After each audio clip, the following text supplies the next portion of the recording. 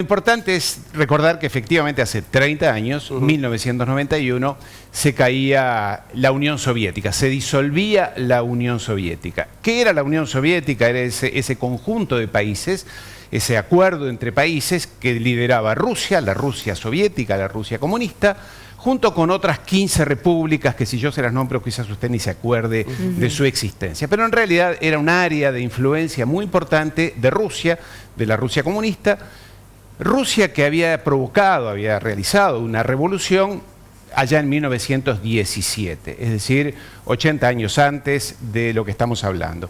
Se concluía el régimen comunista y se disolvía la Unión Soviética. En realidad esto fue un momento muy importante porque el mundo recuerda que a partir de ese momento ya no existía más la Guerra Fría, o no tenía más razón de ser la Guerra Fría, es decir, entre Occidente, liderado por Estados Unidos, Alemania, Francia, los países europeos de este lado, contra los países comunistas que estaban del otro lado, no solamente en torno a la Unión Soviética, este acuerdo entre diferentes países, sino que además estaba ampliado a lo que era el Pacto de Varsovia, que incluía, además de Rusia y estas repúblicas que acabo de mencionar, también a Polonia, Hungría, Bulgaria, la República Democrática Alemana. Entonces, era un grupo de países, todos comunistas, bajo la égida y el control de la Unión de Rusia, que se oponían y se enfrentaban con Occidente. Allí pasó desde el fin de la Segunda Guerra Mundial, en 1945, como digo, la Guerra Fría, que tuvo al mundo siempre con el riesgo, sobre todo, de la catástrofe nuclear o de la guerra nuclear. Vivíamos todos pendientes, quienes éramos chicos o quienes no habíamos nacido en aquel momento, pero se recuerda que fue un momento muy crítico. Ahora, ¿por qué recordamos este momento? Que también es un dato histórico muy importante, porque el mismo discurso, los mismos problemas o los mismos riesgos y amenazas vuelven a estar o siguen estando presentes.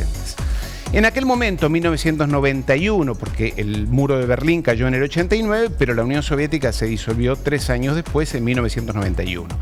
Fue cuando, en aquel momento, el presidente de los Estados Unidos, George Bush, el padre de George W., le dijo a Mikhail Gorbachev, el presidente de Rusia y de la Unión Soviética, le dijo que se quedara tranquilo, que el comunismo podía disolverse, que por fin iban a entrar a una era de progreso y de felicidad y de democracia y de crecimiento económico cuando se acercaran al sistema capitalista, al bloque capitalista de Occidente, y sobre todo, esto fue lo importante para resaltar hoy, le prometió que Occidente, Estados Unidos, no iba a amenazar a Rusia poniéndole soldados, guerras o armamento en su frontera. Le dijo que eso no iba a pasar, que disolviera esa comunidad de repúblicas, que eso no iba a ocurrir, que la OTAN no se iba a acercar a sus fronteras.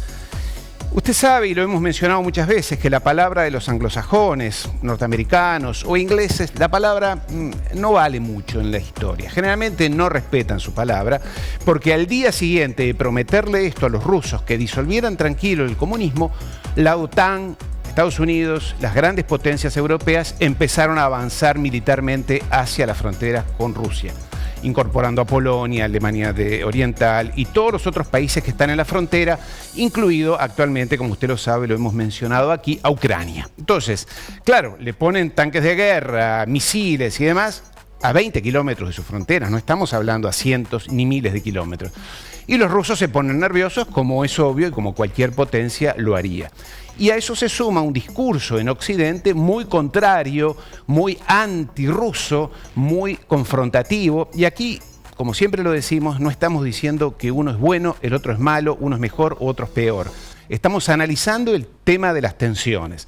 Entonces, y para referirnos a lo que ha pasado en los últimos días, hace pocas horas en realidad, el presidente Putin de Rusia con el presidente Biden de los Estados Unidos mantuvieron una teleconferencia. En síntesis, lo que le pidió, es más, le exigió el presidente Putin a Biden fue un acuerdo por escrito, se lo aclaró, por escrito, porque aquellas palabras que había dicho Bush en el 91 prometiendo que nada iba a ocurrir, se las llevó el viento. Entonces ahora le dijo por escrito que quiere tener la seguridad de que Estados Unidos y la OTAN no van a incorporar a Ucrania, país fronterizo de Rusia, a la OTAN, es decir, al tratado militar contra Rusia. Y esto es el tema hoy central en el mundo. Usted me dirá, bueno, pero está muy lejos, pero estamos hablando de potencias, de países que tienen poder atómico. Y Rusia les ha dicho a Biden, tenemos los misiles hipersónicos, esos de los cuales hemos hablado, que pueden transportar bombas nucleares y que de Rusia a Estados Unidos tardarían 20 minutos en llegar. Entonces, el planeta, desde las últimas horas, está en vilo, dudando qué va a pasar por, sobre todo, esta actitud tan insostenible por parte de Occidente de querer siempre confrontar con Rusia porque eso le sirve a su política interna. Esa es la verdad. Ariel, esa confrontación entre Estados Unidos y Rusia, ¿pensás que puede derivar en alguna intención de Estados Unidos de querer algún conflicto, bueno, incluso ir más allá, buscar un conflicto bélico? ¿Cómo lo analizás? El riesgo está, no vamos a negarlo. Cuando se mueven tropas y se mueven misiles, el riesgo está. Personalmente creo, y esto es lo que manejan las agencias de inteligencia mundiales, las importantes, y los centros de investigación y de análisis, Estados Unidos no está dispuesto a una guerra, no, sobre todo su pueblo, la población de los Estados Unidos, no estaría dispuesto a una guerra con Rusia, que como todas las guerras, se sabe cómo empiezan, pero no se sabe cómo terminan. Y estamos hablando de armas nucleares, con Rusia en enorme ventaja técnica real con los Estados Unidos, le lleva ventaja a Estados Unidos. Entonces la población no lo quiere. Lo que ocurre es que en Washington, sobre todo en Londres, hay unos halcones, hay personas, yo diría que son psicópatas, que lo único que quieren es la guerra, lo único que entienden es la confrontación militar con un enemigo, que en este caso sería Rusia, también lo es China, como lo hemos mencionado en otros casos, donde no sabemos a dónde nos pueden llevar. Han hecho cosas en los últimos años, lo han hecho en Afganistán, lo han hecho en Irak, lo han hecho en Siria, en Libia, donde han muerto 6 millones de personas por culpa de estas personas.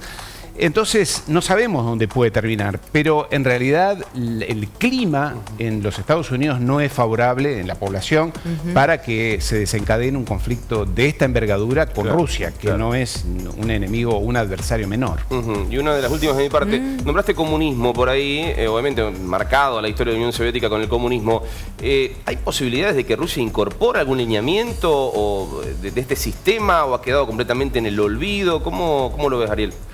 Es curioso, es una buena pregunta, porque mira, en 1989, cuando cayó el muro de Berlín, yo estaba allí, noviembre del 89, y recuerdo, todavía tengo las imágenes, de la gente que venía del lado comunista, que cruzaba el Berlín y la zona fronteriza, dividida allí en la capital, la alegría que tenía esa gente. Realmente venía, además parecía que venía de otra época, por la forma de vestirse y en fin, las ideas que tenía, venían de otra época. Y estaban todos llenos de alegría y el mundo estaba lleno de alegrías. Es más, se dijo que venía la democracia y la paz para siempre.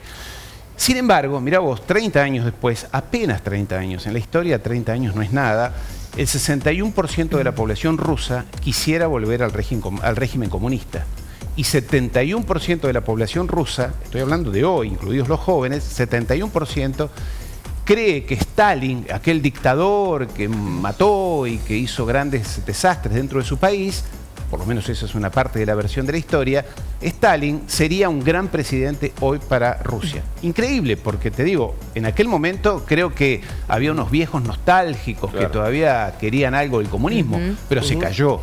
Y 30 años después vuelve otra vez esa población. Yo no creo que sea posible volver a aquel régimen porque no es así. Pero recordemos que Putin era un gran jerarca del régimen comunista, fue miembro de la KGB, la policía secreta, un hombre que viene, digamos, criado en esa mentalidad, ¿no? Bien, la verdad que muy interesante. Ariel, algo para cerrar el tema, si no nos vemos el viernes que viene con más información. Claro que sí, será un placer. Gracias, muy amable.